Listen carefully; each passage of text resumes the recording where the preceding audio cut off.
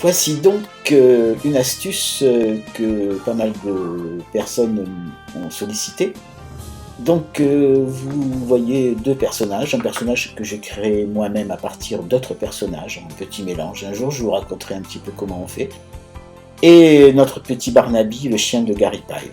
Alors, comment suivre le déplacement d'un animal ici avec les yeux?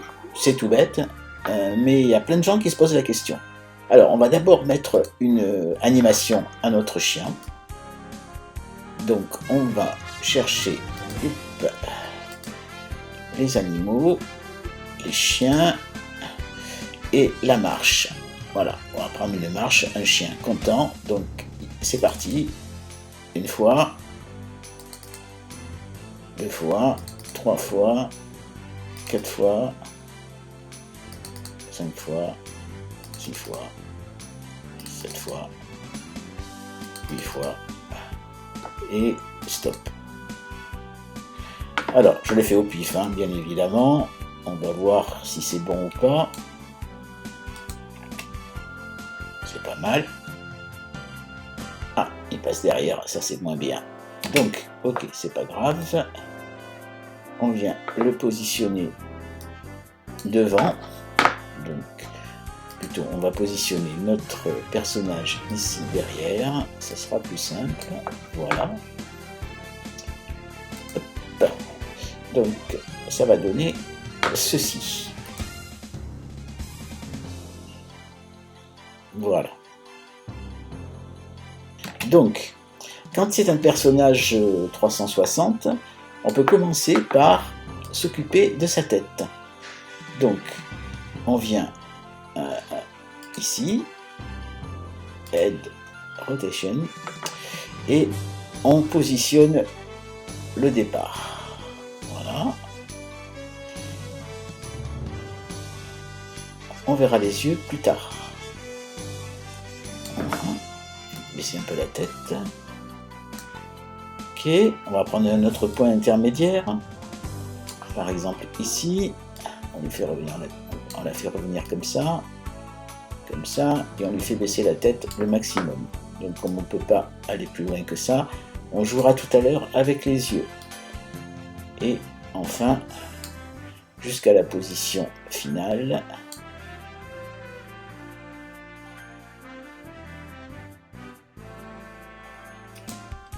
Ça donne ça.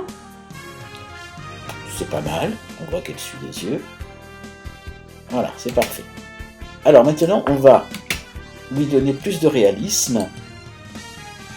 On vient ici décocher Hide Rotation Gizmo. On ne coche que les yeux. Et ça permet ici, voilà, d'ajuster le regard.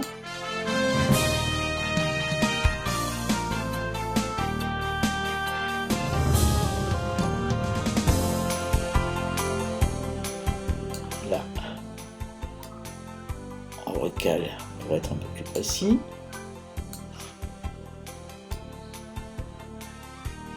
Voilà.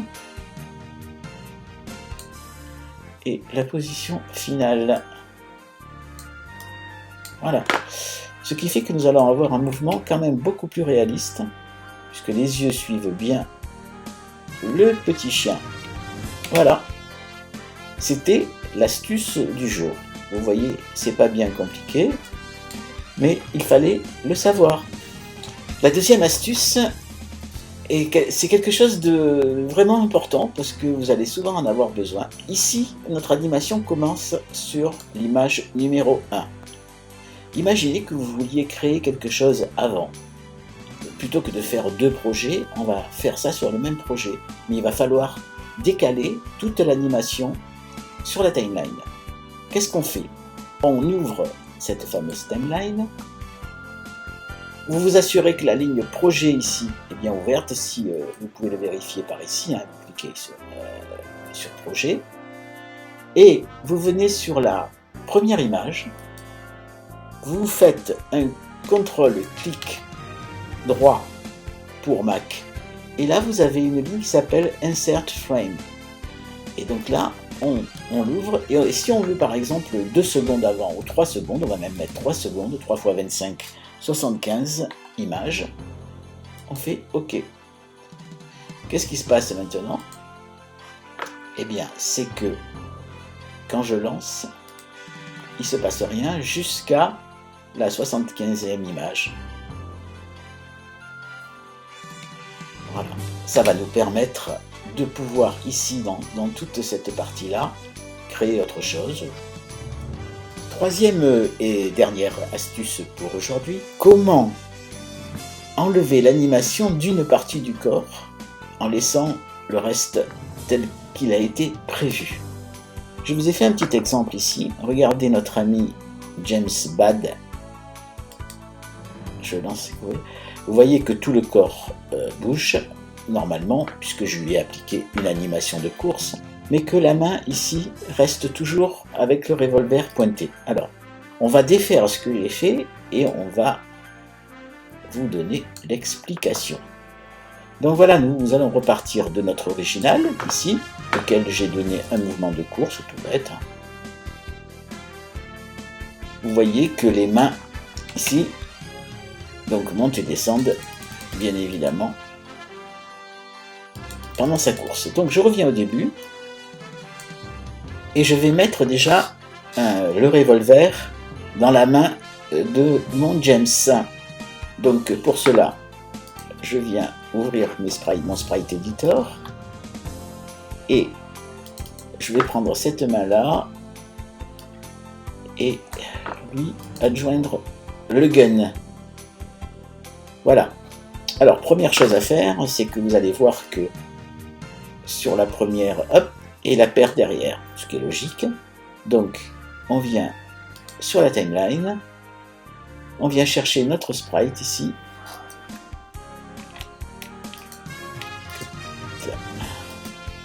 J'enlève tous les points qui sont restés en mémoire par rapport à tout ce que j'ai fait tout à l'heure. Ça sera fait. Voilà. Et là maintenant on a notre James qui court, mais vous voyez que la main droite suit le mouvement. Or, on veut qu'elle ne bouge pas. Donc, on vient ici et on clique sur la première image, contrôle droit souris, et vous voyez ici apparaître Remove Motion. Donc il suffit maintenant de lui dire tu enlèves l'animation du bras droit. On y revient. Remove Motion. Enlève l'animation de la main droite. Mais il va falloir le faire pour chaque partie de l'animation. Vous allez voir que ici, si je vais image par image, le bras ne bouge pas. D'accord? Mais là, hop, là il va monter, puisque nous sommes sur la deuxième animation. Donc, on vient se mettre sur la première image de la deuxième animation, qui doit être par ici. Voilà. Reculer un tout petit peu. Hop, une image de plus. Et on refait la même chose, à savoir Remove Air Arm, Remove Hand. Là, quand on avance, vous voyez que la main ne bouge toujours pas. On revient sur la troisième. Animation, première image. Voilà. Remove Air Arm. Remove L Hand. Voilà. Donc là, on a bien enlevé notre mouvement. Maintenant, on veut qu'il ait le bras tendu. Donc on vient sur la première image. On vient sur notre 2D Motion Key Editor. On lui fait pencher son bras en avant. Position du tireur fou. Hop là. Dernière petite chose à faire. La tête. Pour lui faire regarder dans le bon sens. Hop. Et hop. Et là, quand on lance notre animation, on va faire ici notre timeline. Quand on lance notre animation, bien évidemment,